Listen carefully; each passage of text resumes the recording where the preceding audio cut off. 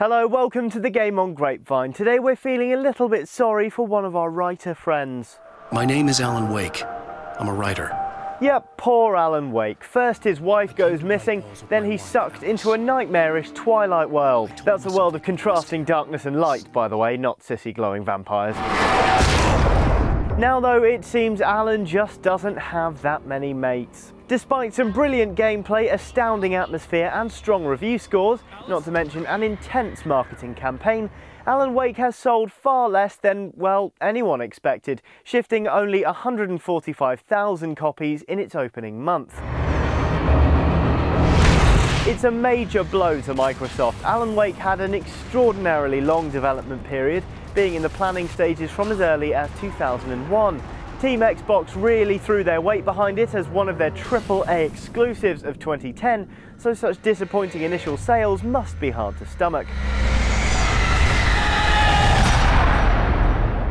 Of course, after the initial shock inevitably come two important questions, namely why and will there be another? Well, the first could be down to a number of factors. It could just be bad timing. A lot of people were eagerly waiting for Red Dead Redemption, which sold over 1.5 million copies in its first month, blowing poor Alan right out of the water. Don't worry about me, Mr. Marston. I'm living in history.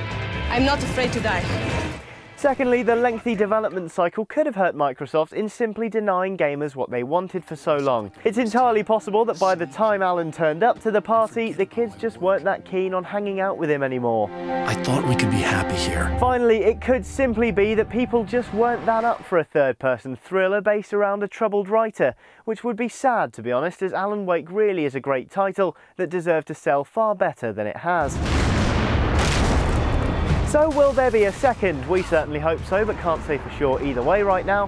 One game we know won't be returning to consoles though is Alpha Protocol. In 60 seconds, someone has to die. Despite the hype surrounding AP in the build-up to launch, it was a flop both in terms of reviews and sales. Sega West's head honcho Mike Hayes said to CVG, "Let's speak commercially, Alpha Protocol hasn't sold as well as we expected, so we won't be making another." Away from me.